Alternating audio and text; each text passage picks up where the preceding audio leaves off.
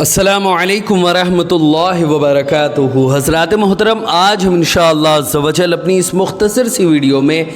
یہ جانیں گے کہ بہترین امت جو ہے وہ آخر کون سی ہے۔ حضرات محترم، کیا ہر کوئی اپنے آپ کو بیسٹ اور اپنے آپ کو اچھا کہتا ہوا نظر آتا ہے، لیکن واقعتاً کہ بیسٹ ہے کون اور حضور کی نظر میں، اللہ کی نظر میں کون انسان ایسا ہے جو اچھا ہے؟ ساتھ ہی ساتھ بہترین امت کہتے کسے ہیں؟ اور اس کے علاوہ ہم ایسی بہت ساری باتوں کے بارے میں جانیں گے کہ حضرت آدم سے لے کر حضور صلی اللہ علیہ وسلم تک جو نبی تشریف لائے ان کا مقصد کیا تھا۔ ساتھ ہی ساتھ اللہ رب العزت نے ہماری جسمانی ضروریات کے لیے جو چیزیں پیدا فرمائی ہیں وہ کیوں پیدا فرمائی اور ان کے کیا کیا مقصد ہے پیدا کرنے کے، اور اس کے علاوہ بہت ساری ایسی باتیں جانیں گے کہ اس پوری دنیا میں جو اللہ و رسول کی نظر میں بہترین امت ہے وہ آخر کون ہے۔ ایسی بہت ساری باتوں کے بارے میں آج اپنی اس مختصر سی ویڈیو میں ہم جانیں گے۔ ویڈیو پسند آئے تو ویڈیو کو لائک کریں، شیئر کریں، اور اگر ہمارے محمدی چینل پر نئے آئے ہو تو اسے ضرور سبسکرائب کر کے بیل آئیکن کو بھی ضرور دبائیں تاکہ اس طرح کی تمام انفارمیٹیو ویڈیوز آپ تک ضرور پہنچے۔ حضرات محترم، اسی طرح جیسے میں آپ کے سامنے میرا یہ چینل ہے محمدی چینل، ایسے کچھ ہمارے اور بھی آفیشیل چینل ہیں یوٹیوب پر جن کے ذریعے میں دعوت و تبلیغ اور دین کی خدمت کو انجام دیتا ہوں، جیسے کہ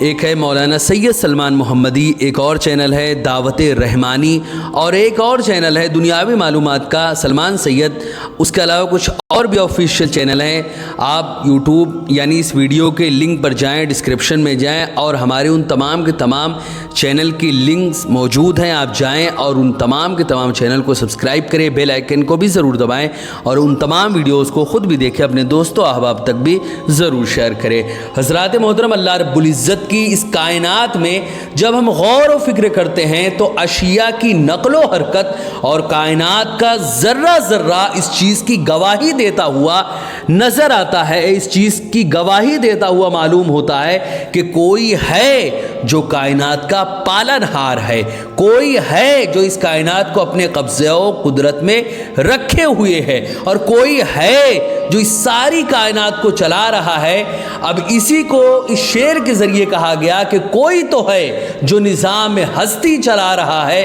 وہی خدا ہے، وہی خدا ہے، وہی خدا ہے۔ یہ دنیا خود بخود نہیں چل رہی، کوئی ہے جو اس کو چلانے والا ہے، اور وہ کوئی انسان نہیں ہے، کوئی ایسا شخص نہیں ہے جس کے اماں ابا ہوں، کوئی ایسا شخص نہیں ہے جس کی اولادیں ہوں، کوئی ہے کہ جس کے نہ باپ ہے، جس کے نہ ماں ہے، نہ جس کی اولادیں ہیں، نہ بیوی بچے ہیں، کیونکہ وہ ان تمام چیزوں سے پاک ہے۔ وہی خدا ہے اور وہی اس کائنات کو پیدا اس نے کیا، اور وہی ان تمام چیزوں کو چلانے والا ہے۔ حضرات محترم،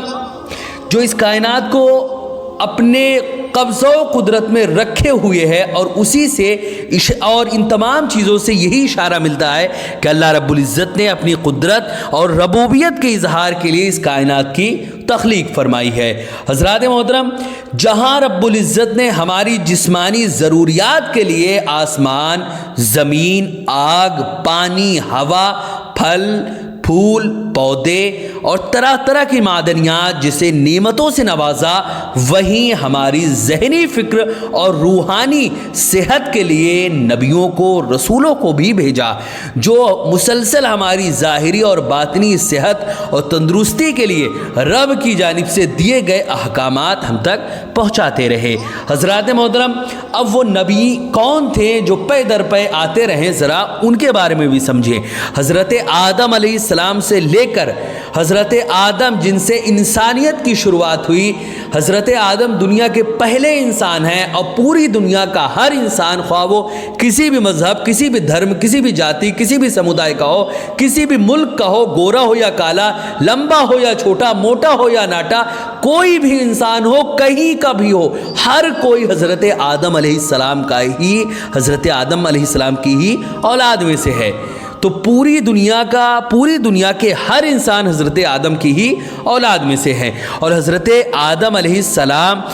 سے لے کر حضور رسول اکرم صلی اللہ علیہ وسلم تک جتنے بھی انبیاء مرسلین تشریف لائے، ہر ایک کا مقصد یہی تھا کہ اللہ کے بندوں کو زندگی کے اصل مقصد سے آگاہ کرے اور حقیقی پالنہار کی عبادت و شکر گزاری کی طرف ان کو مائل کرے، اور اس بات کی تعلیم دے کہ وہ اس دنیا میں کیسے زندگی گزارے اور اس کی بے بہا نعمتوں کا کیسے استعمال کرے۔ حضرات محترم، حضرت عیسیٰ علیہ السلام کے بعد جب کفر و شرک کا دور شروع ہوا، ہر طرف غیر اللہ کی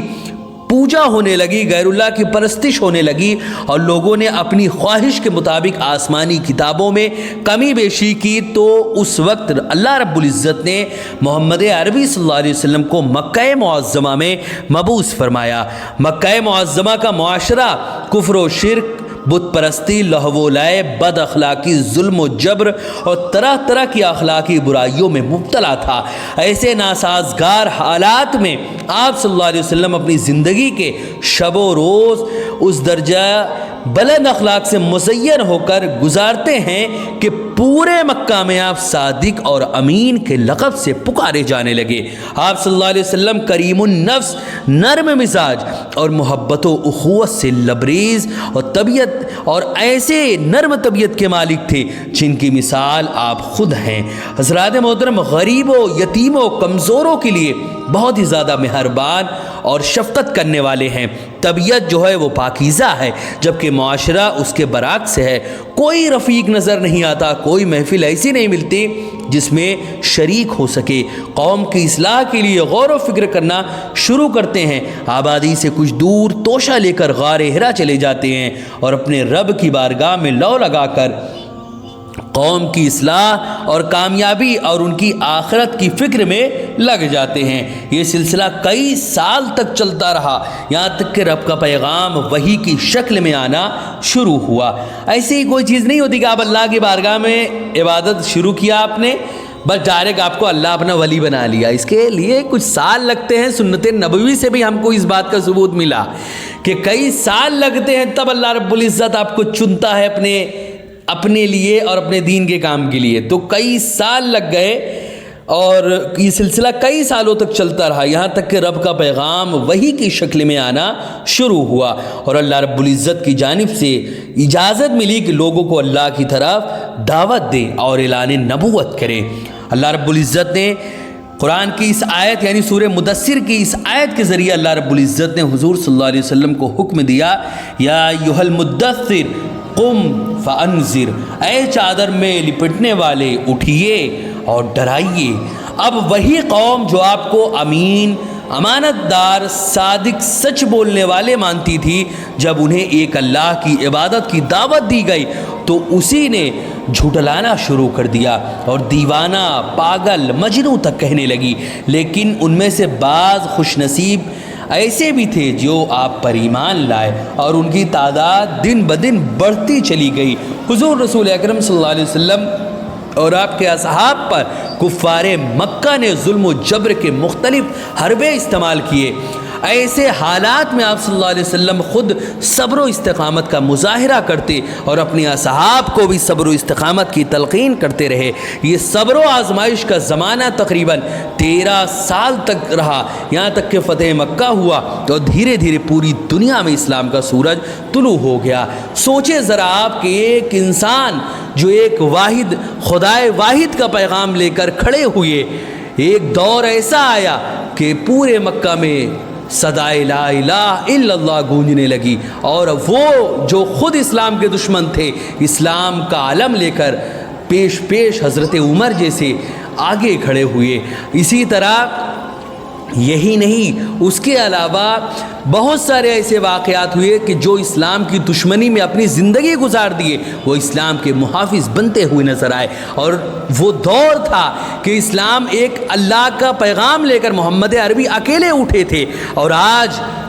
2025 میں پوری دنیا میں 2 ارب سے زیادہ مسلمان موجود ہیں جو اللہ پر ایمان رکھتے ہیں اور اللہ کی تمام باتوں پر یقین رکھتے ہیں۔ حضرات محترم، اب سمجھے ذرا کہ ये मामला धीरे हुआ और एक अरसा लगा अल्लाह का पैगाम लोगों तक पहुँचने के लिए। सीरत नबवी में खलवत अख्तियार करने का ये पहलू काबिल गौर और काबिल अमल है। जब कौम के हसास अफराद ऐसे माशरे में हो जहाँ बदअखलाकियाँ और बुराइयाँ आम हो जाए, माशरे में ज़िंदगी गुजारना मुश्किल हो जाए और ये यकीन होने लगे कि उनके दरमियान रह कर इस्लाह तो दूर की बात, कहीं उनकी बदअखलाकियाँ और बुरी खसलतें खुद उनके ऊपर असरअंदाज ना हो जाए, तो ऐसी जगह हिजरत कर जाए जहाँ लोग सुबह शाम अल्लाह के ज़िक्र में मशगूल हो, उनमें कोई अमीर हो और जब अमीर इजाज़त दे कि अब तुम लोगों के दरमियान जाओ और उन्हें दीन की तरफ बुलाओ, तो उस इजाज़त को अल्लाह की इजाज़त के तौर पर तस्लीम करके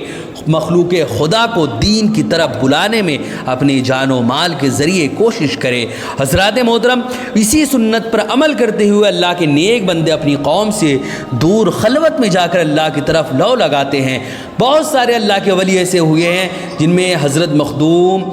शेख अब्दुल कादिर जीलानी, इसी तरह हज़रत ख्वाजा मोइनुद्दीन चिश्ती और उसके अलावा हज़रत सैयद अली मुर्तज़ा शाह रहमतुल्लाह अलैह जो कि इलाहाबाद के एक अजीम अल्लाह के वली हैं, वो भी बयाबान की जानिब गए और अल्लाह को याद किया, इसीलिए बयाबानी लक़ब से भी आप मशहूर हुए। हज़रात मोहतरम, इसी तरह इसी सुन्नत पर अमल करते हुए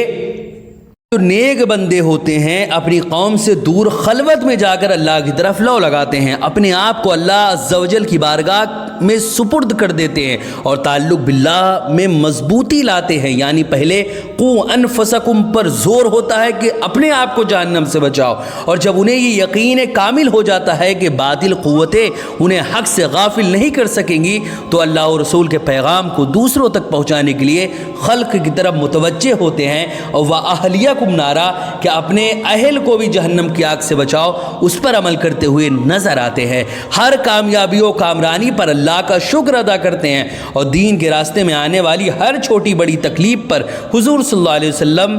की सीरत को याद करते हुए सब्र व इस्तिकामत से काम लेते हैं। ऐसे ही अफराद जो अल्लाह और रसूल और मखलूक के साथ खैर ख्वाही को अपनी ज़िंदगी का मकसद बनाते हैं, उन्हें अल्लाह रब्बुल इज़्ज़त की तरफ से खैर उम्मत के ताज से भी सरफराज किया जाता है। हज़रात मोहतरम, इसी तरह हुजूर सल्लल्लाहु अलैहि वसल्लम की मक्की ज़िंदगी के हवाले से अब ख़ास मक्की ज़िंदगी एक ऐसी ज़िंदगी है जिसमें लेना चाहिए और उसी के मुताबिक जैसे हालात हैं हमारे लिए दोनों नमूने अमल है, मक्की ज़िंदगी भी मदनी ज़िंदगी भी, तो हमको जैसे हालात हैं उसके मुताबिक हुजूर सल्लल्लाहु अलैहि वसल्लम की सुन्नत और सीरत पर अमल करना चाहिए। वीडियो पसंद है तो वीडियो को लाइक करें, शेयर करें और अगर हमारे मोहम्मदी चैनल पर नए आए हों तो इसे ज़रूर सब्सक्राइब करके बेल आइकन को भी ज़रूर दबाएँ ताकि इस तरह की तमाम इन्फॉर्मेटिव वीडियोज़ आप तक ज़रूर पहुँचे। आपसे गुजारिश है कि हमारे चैनल पर जितनी भी वीडियोज़ हैं आप ख़ुद भी देखें, अपने दोस्तों, अहबाब, रिश्तेदार और मिलने जुलने वालों तक भी ज़रूर शेयर करें। हज़रात मोहतरम, जैसे हमारा ये मोहम्मदी चैनल है, ऐसे कुछ और भी हमारे ऑफिशियल चैनल हैं यूट्यूब पर, जैसे मौलाना सैयद सलमान मोहम्मदी, इसी तरह एक और चैनल है दावत रहमानी, इसी तरह एक और चैनल है सलमान सैयद दुनियावी मालूमात के लिए। ऐसे कुछ और भी ऑफिशियल चैनल हैं जिन तमाम के तमाम चैनल की लिंक इस वीडियो के डिस्क्रिप्शन में है। आप जाएं और हमारे उन तमाम चैनल को ख़ुद भी सब्सक्राइब करें और अपने दोस्तों अहबाब तक भी ज़रूर शेयर करें कि वो भी सब्सक्राइब करें और उन वीडियोज़ को भी ज़रूर शेयर करें ताकि अल्लाह और रसूल का पैगाम पूरी दुनिया तक पहुँच जाए। अस्सलामु अलैकुम वरहमतुल्लाहि वबरकातुहू।